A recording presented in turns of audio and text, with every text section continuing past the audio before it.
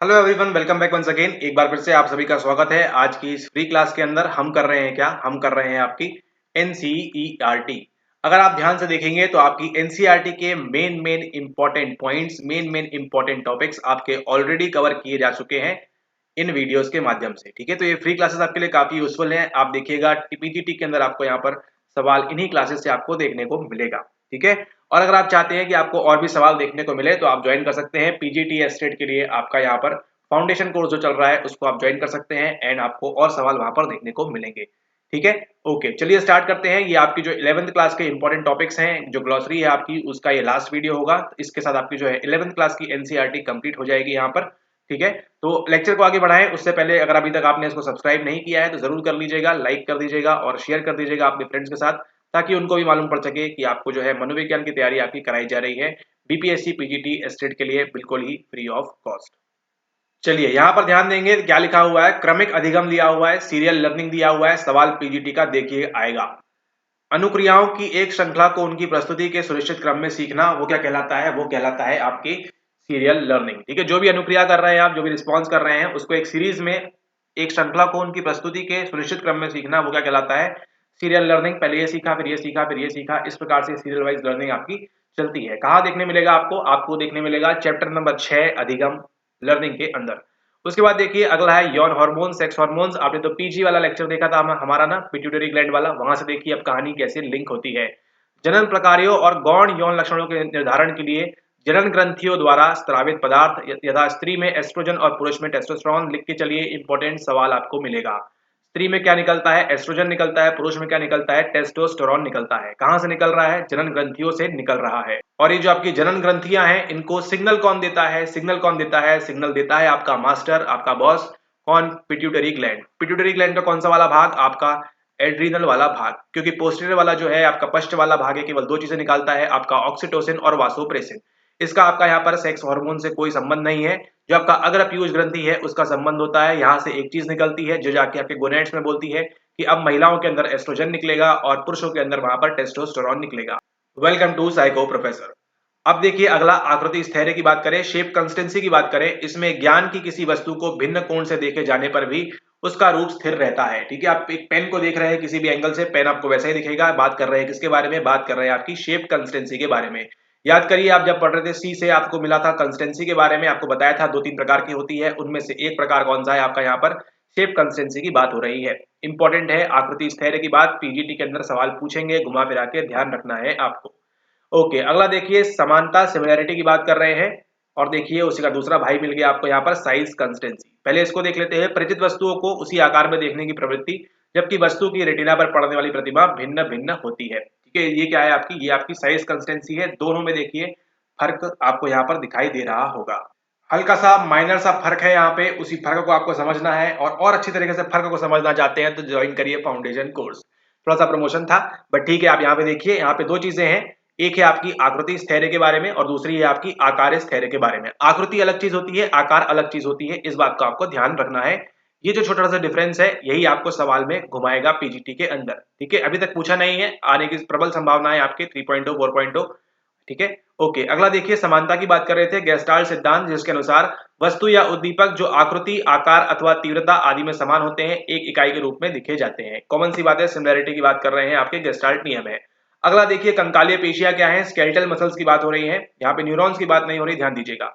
अस्थियों से जुड़ी हुई मांसपेशियां, जो आपके कंकाल है, अस्थियां हैं, हड्डियां हैं, उससे जुड़ी हुई पेशियां हैं, जिनके कारण विभिन्न प्रकार की शारीरिक गतियां संभव होती है, जैसे कि अंगों की गति। अगला देखिए समाजीकरण, इंपॉर्टेंट। सोशलाइजेशन क्या होता है, इसको आप पढ़ेंगे। अगला देखिए यहाँ पे बात करें हम समाज जैविकी के बारे में, सोशियो बायोलॉजी। आई गेस आपका सवाल पूछा था एक बार, ध्यान रखिए क्या बोल रहे हैं यहाँ पे। सामाजिक व्यवहार के, सोशल बिहेवियर आपका है, जैविक आधार का व्यवस्थित अध्ययन।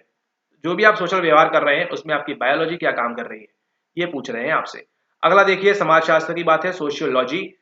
यहाँ पर देखिए बायो लग गया, मतलब जैविक की बात करेंगे। समूह में लोगों का अध्ययन, व्यक्ति की जगह समूह अध्ययन की इकाई है। ठीक है, तो यहाँ पे इंडिविजुअल पे ध्यान नहीं देना है, कहाँ पे देना है? समूह पे हमको ध्यान देना है। अगला देखिए काय सोमा, कितनी बार दिखाई है आपको? सभी प्रकार की काय कोशिका अथवा सामान्य रूप से मनुष्यों एवं अन्य पशुओं जैसा किसी भी तरह का शरीर रूप। अगला देखिए काय तंत्रिका तंत्र, सोमैटिक नर्वस सिस्टम दिखाया हुआ है आपको। परिधीय तंत्रिका तंत्र का वह भाग जो ऐच्छिक पेशियों को नियंत्रित करता है। ठीक है, सोमैटिक का करेगा आपको कौन सा? ऐच्छिक वाला। और वो वाला करेगा कौन सा आपका अनैच्छिक वाला। अगला देखिए बात कर रहा है प्रजाति के बारे में, स्पीशीज के बारे में। विभिन्न जीवित प्राणियों का जैविक वर्गीकरण होता है, वो आपकी स्पीशीज कहलाती है। अगला देखिए, अगली हम बात कर रहे हैं यहाँ पे किसके बारे में, अगली बात कर रहे हैं स्पॉन्टेनियस रिकवरी के बारे में। इंपॉर्टेंट है, स्वतः पुनः प्राप्ति के बारे में। प्राचीन अनुबंधन में एक समाप्त हुई अनुबंधित अनुक्रिया का एक विश्राम अवधि के बाद पुनः प्रकटीकरण क्या कहलाता है, आपकी स्पॉन्टेनियस रिकवरी कहलाती है।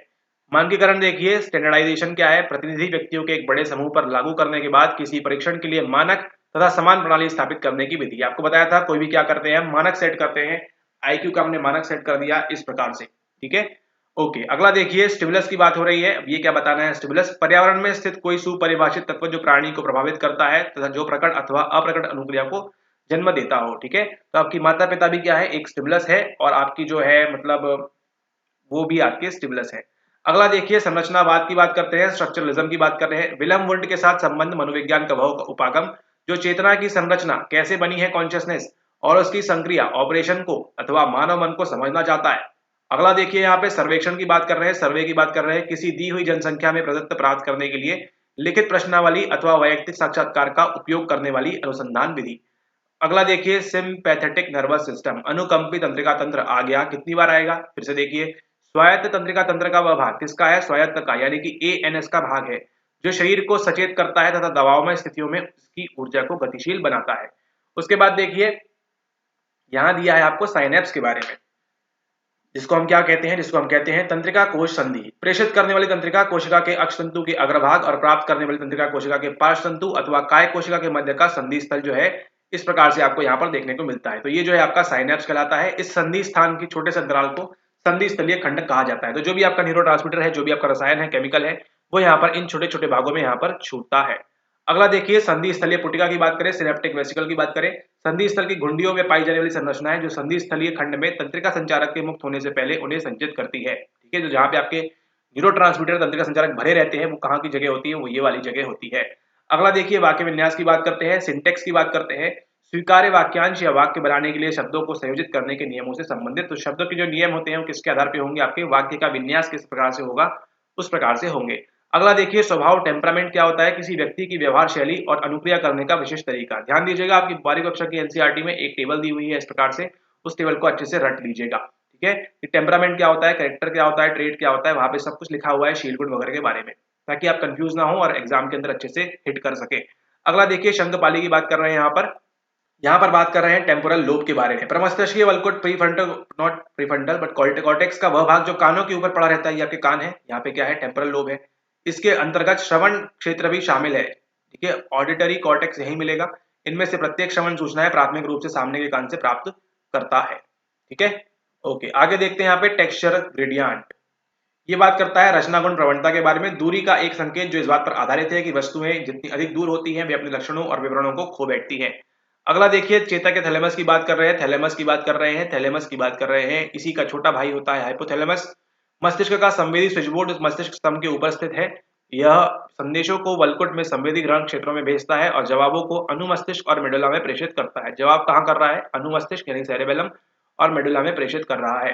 अगला देखिए चिंतन, थिंकिंग, चैप्टर नंबर 7 की बात करता है आपके पर्यावरण से प्राप्त सूचनाओं और दीर्घकालिक स्मृति में संचित प्रतीकों दोनों की मानसिक अथवा संज्ञानात्मक पुनर्व्यवस्था या प्रवर्तन। भाषा, प्रतीकों, संप्रत्यय और प्रतिमाओं का उपयोग होता है तथा उद्दीपक और अनुक्रिया के बीच चिंतन घटित होता है या मध्यस्थता करता है। उसके बाद देखिए आपको मिलेगा चैप्टर नंबर 5 के अंदर ध्वनि गुण, टिम्बर के बारे में। अधिस्वर के सम्मिलन द्वारा उत्पन्न स्वर की विशिष्ट गुणवत्ता जो शुद्ध स्वर के साथ सुनी जाती है, ये आपका क्या है, टिम्बर है। इसके पहले क्या देखा था आपने, पी वाले में आपने देखा था पिच के बारे में वहां पर। अगला देखिए अधोगामी प्रक्रमण इंपॉर्टेंट है। टॉप डाउन प्रोसेसिंग क्या होती है, आकार प्रत्यक्षण में पूर्ण से अंशों की ओर क्रमिक प्रगति जो होती है वो कहलाती है आपकी टॉप डाउन प्रोसेसिंग। चिन्ह के धूमिल पड़ने का सिद्धांत जो है आपकी ट्रेस डिके थ्योरी की बात करता है। ये आपकी कहाँ मिलेगा, आपको ह्यूमन मेमोरी टॉपिक के अंदर। यह विचार की सीखी हुई सामग्री मस्तिष्क में संकेत या प्रभाव के रूप में होती है और अगर उसका अभ्यास और उपयोग न किया जाए तो यह लुप्त हो जाती है। इसके बाद देखिए अगला है अधिगम अंतरण के बारे में, ट्रांसफर ऑफ लर्निंग। आप क्या करते हैं, दो टाइप की होती है, सकारात्मक और निषेधात्मक लर्निंग यहाँ पर आपकी होती है। उसके बाद देखेंगे अगला अभिघातज अनुभव के बारे में, ट्रॉमेटिक एक्सपीरियंस के बारे में। क्या होते हैं, आपको कुछ चोट लगी, मनोवैज्ञानिक अभिघात हुआ, वे संवेगात्मक सदमे आते हैं जिनका व्यक्तित्व पर कमोवेश स्थायी प्रभाव होता है, परमानेंट प्रभाव होता है लगभग, जैसे कि अस्वीकृति, डिनायल वगैरह आप फेस करते हैं, संबंध विच्छेद, आपको छोड़ दिया, लड़ाई का अनुभव, विध्वंस वगैरह, ये जो है वॉर वगैरह होता है, ये सब क्या देते हैं आपको, अभिघातज अनुभव, ट्रॉमेटिक एक्सपीरियंस यहाँ पर देखे जाते हैं। इसके बाद देखिए ट्रस्ट वर्सेस मिसट्रस्ट की बात करें, विश्वास बनाम अविश्वास की बात करें, एरिक्सन की पहली मनोसामाजिक अवस्था। ये देखिए सवाल सवाल सवाल सवाल सवाल सवाल। विश्वास के विकास के लिए शारीरिक सुख और भविष्य के भविष्य के प्रति भय और चिंता की न्यूनतम मात्रा का अनुभव आवश्यक है। सवाल पूछ लेगा पीजीटी में, पहली स्टेज कौन सी है, फंस जाइएगा, पढ़ के नहीं जाइएगा। अनअनुबंधित अनुक्रिया, अनकंडीशन रिस्पॉन्स, किसी अनअनुबंधित उद्दीपक के प्रति बगैर सीखी हुई या अनैच्छिक अनुक्रिया जो है आपका क्या होता है, अनकंडीशन रिस्पॉन्स होता है। जैसे आप क्या करते हैं, आप किसी भी वीडियो पे क्लिक कर देते हैं, वो क्या है आपका अनकंडीशन रिस्पॉन्स है, आपने सीखा नहीं है पहले से, ठीक है। अनअनुबंधित उद्दीपक और कंडीशंस क्या होता है, जो आप देख चुके हैं, अच्छा ये हमारे काम की वीडियो है, अब हम इस पे क्लिक करेंगे। अनकंडीशन स्टिमुलस क्या होता है, एक उद्दीपक जो सामान्यतः एक अनैच्छिक मापन योग्य अनुक्रिया उत्पन्न करता है, वो आपका यूएस है, जैसे कि वो वीडियो वगैरह। उसके बाद देखिए आगे परोक्ष मापक की बात करें, अनऑब्ट्रूसिव मेजर्स क्या है, प्रेक्षण और मापन की प्रक्रिया जिनका चयन इस तरह किया गया हो कि वह सामान्य व्यवहार में हस्तक्षेप ना करे अथवा व्यक्ति की सचेतन जागरूकता में दाखिल ना हो। इंपॉर्टेंट है, ध्यान दीजिएगा, अभी तक पूछा नहीं है, बहुत ही हिडन सवाल है, पूछ सकते हैं परोक्ष मापक के बारे में, ठीक है, ये कहाँ होते हैं, कैसे करते हैं। अगला देखिए वैधता की बात करते हैं, वैलिडिटी की बात करते हैं। किसी मापक द्वारा की गई परिशुद्धता का द्योतक जो है बताता है कि मापन वास्तविकता के निकट है, ठीक है। वैलिडिटी की बात कर रहे हैं, जो हम मेजर करना चाहते हैं वही हम मेजर कर रहे हैं। मतलब अगर हमको देखना है यहाँ पर आपके किसके बारे में, हमको देखना है आपके पर्सनैलिटी के बारे में, तो जो हमारा टेस्ट है वो क्या कर रहा है, पर्सनैलिटी को ही बता रहा है। अगला देखिए परिवर्त या चर की बात करें, वेरिएबल क्या होते हैं, कोई भी मापन योग्य दशा, घटना, लक्षण या व्यवहार जिसका अध्ययन में नियंत्रण या प्रेक्षण किया जाता है। वाचिक अधिगम देखिए, वर्बल लर्निंग क्या होती है, वाचिक उद्दीपक के प्रति वाचिक रूप से अनुक्रिया करने की अधिगम की प्रक्रिया। इसमें प्रतीक, निरर्थक शब्द, पदों, शब्दों की सूचियां आदि होते हैं। इसको पढ़ के जाएंगे, किसने दिया था, क्या दिया था, फिट्स वगैरह कुछ नाम है, उसको देखिएगा अच्छे से चैप्टर नंबर 6 के अंदर। इसके बाद देखेंगे शाब्दिक परीक्षण के बारे में, वर्बल टेस्ट क्या होते हैं, ऐसे परीक्षण जिनमें अपेक्षित अनुक्रियाओं को करने में व्यक्ति की शब्दों एवं शब्दप्रत्ययों को समझने तथा उसके उपयोग करने की योग्यता महत्वपूर्ण होती है। कहाँ पे, आपके वर्बल टेस्ट के अंदर। परफॉर्मेंस में सबकी आवश्यकता नहीं पड़ेगी, तो पढ़े लिखों को क्या देंगे आप, वर्बल टेस्ट दे सकते हैं। इसके बाद देखिए, इसके बाद बात कर रहे हैं आपके विजुअल इल्यूजन्स की, चाक्षुष भ्रम जो है इसका ध्यान रखेंगे आप, मुलर लायर का। भौतिक उद्दीपक जो प्रत्यक्षण में लगातार त्रुटि उत्पन्न करते हैं वो क्या है, विजुअल इल्यूजन्स आपके कहलाते हैं। तरंग दैर्ध्य की बात करें, वेवलेंथ की बात करें, प्रकाश या ध्वनि तरंग, देखिए वेवलेंथ पूछ लेगा, किसमें होती है, केवल प्रकाश में होती है, केवल ध्वनि में होती है, पीजीटी में। खैर, तरंग के एक शिखर से दूसरे के शिखर की दूरी। यहाँ देखिए शब्द साचर्य की बात कर रहा है, वर्ड एसोसिएशन, व्यक्तित्व मूल्यांकन तकनीक जिसमें आम शब्दों द्वारा प्रभावित होकर व्यक्ति अनुक्रियाएं करता है ना, एक शब्द को जोड़ के आप पढ़ते हैं, वो क्या है आपका शब्द साचर्य है। जैसे कि जैसे ही आप सुनते हैं साइको, आपको क्या ध्यान आता है, साचर्य आपका प्रोफेसर, ठीक है। ओके, अगला देखिए यहाँ पर कार्यकारी स्मृति के बारे में, वर्किंग मेमोरी के बारे में। स्मृति की प्रक्रिया जो प्रत्यक्षण की गई नवीन घटनाओं और अनुभवों को परिलक्षित रखती है, इसे अल्पकालिक स्मृति भी कहा जाता है, ठीक है। इसी के साथ एंड में क्या देखा आपने, एंड में देखा आपने WM के बारे में, यानी कि कार्यकारी स्मृति के बारे में, यानी कि आपकी वर्किंग मेमोरी के बारे में, ठीक है। तो इस टेबल पे आप काम कर रहे हो, क्या है, एक प्रकार से वर्किंग मेमोरी की तरह आपकी काम करती है, इसका आपको ध्यान रखना है। इसको हम क्या बोलते हैं, शॉर्ट टर्म मेमोरी का को भी है, इसको हम बोलते हैं। ऑलराइट, ओके, तो इसी के साथ आपका जो है यहाँ पर ये जो फ्री लेक्चर्स हैं यहाँ पर ये समाप्त होते हैं। तो आपने यहाँ से काफी कुछ सीखा होगा, आई होप, यहाँ पर, ठीक है। और इसी के साथ आप जो है प्रीवियस लेक्चर्स अगर आपने नहीं देखे हैं प्रीवियस वाले, तो उनको जरूर देख लीजिएगा प्रीवियस लेक्चर्स को। एंड इसी के साथ यहाँ पे आपकी जो है 11th क्लास की एनसीईआरटी वो यहाँ पर समाप्त होती है। अगली क्लासेस में मिलेंगे, हम स्टार्ट करेंगे, देखेंगे 12th क्लास की एनसीईआरटी में और क्या चीजें हिडन है, और क्या चीजें यहाँ पर लेटेंट वेरिएबल हम हमारे पास हिडन है, जिसको हमको क्या करना है, हमको एनालिसिस करके आपको यहाँ पर देना है, ताकि आप जो है अच्छे से परफॉर्म कर सकें आपकी एस्टेट परीक्षा के लिए और उसी के साथ साथ आपकी पीजीटी परीक्षा के लिए, ठीक है। अब देखिए पुस्तक एक ही है, परीक्षा दो है, दोनों में आएगी चीजें यही से, ठीक है। और लेकिन उनका जो स्तर है, लेवल है, वो यहाँ पर अलग रहने वाला है, ठीक है। जिस प्रकार से आप हमारे लेक्चर्स में देखते हैं लेवल अलग है, उसी प्रकार से आपको जो है परीक्षाओं का लेवल भी अलग होता है, ठीक है। ओके, और अगर आप चाहते हैं पीजीटी 3.0 4.0 जो भी आप देना चाह रहे हैं, उसमें आप अपनी सीट को अच्छे से सिक्योर कर सकें, अच्छे से वहाँ पे सीटें प्राप्त कर सकें, तो इसके लिए आप हमारा जो चल रहा है फाउंडेशन कोर्स, उसको वहाँ पर आप ज्वाइन कर सकते हैं। पहले की डिटेल्स देखने के लिए नीचे डिस्क्रिप्शन में आपको डिटेल्स मिल जाएंगी, वहाँ से आप ज्वाइन कर सकते हैं, राइट। ओके, इसी के साथ वीडियो को समाप्त करते हैं और तब तक के लिए धन्यवाद। इस प्रकार से दिखता है न्यूरॉन, ये है आपकी सिनेप्टिक वेसिकल्स, ठीक है। इसके अंदर क्या रहते हैं, न्यूरोट्रांसमीटर फिल रहते हैं, यहाँ से होता है अगला न्यूरॉन शुरू, ये इस प्रकार से, ठीक है। ये इसकी डेंड्राइट्स हो गई, मान के चलिए, ठीक है। तो ये जो है आपको यहाँ पे क्या होते हैं, संवेदी डाई होते हैं, यहाँ पे आपके रिसेप्टर साइट्स होती हैं। ये जो छोटा सा आप देख रहे हैं, ये जो एरिया है छोटा सा, इसको यहाँ दिखाते हैं, इस प्रकार से जो एरिया है इसी को हम क्या बोलते हैं, इसी को बोलते हैं हम साइनेप्स, यानी कि तंत्रिका संधि। तो जब भी यहाँ से एक्शन पोटेंशियल आता है, उड़ते उड़ते उड़ते उड़ते उड़ते उड़ते उड़ते बोलता है छूटो छूटो छूटो छूटो, और फिर छूटने के बाद क्या बोलता है यहाँ पे, ये जो है यहाँ पे इस प्रकार से छूट जाते हैं। जहाँ पे जो साइट है वो वहां पर जाके बाइंड कर जाता है। बाइंड करने के बाद अगर ये इस वाले न्यूरॉन को एक्साइट कर पाया, ठीक है, एक्साइट कर पाया तो क्या होगा, यहाँ पे भी एक्शन पोटेंशियल जनरेट हो जाएगा, यहाँ पे भी क्रिया विभव जनरेट हो जाएगा। फिर अगेन यहाँ पे कूदते कूदते कूदते यहाँ पहुंचेगा, यहाँ की तंत्रिका संधि तक, ठीक है, यहाँ तक पहुंचेगा, यहाँ पे फिर पहुंचेगा, फिर यहाँ से छोड़ेगा, फिर यहाँ से इस प्रकार से आगे प्रक्रिया कार्य करती जाती है। राइट, ओके, इसी के साथ वीडियो को समाप्त करते हैं। पहली बार आए हैं तो इसको सब्सक्राइब करना ना भूलें। तब तक के लिए थैंक यू वेरी मच।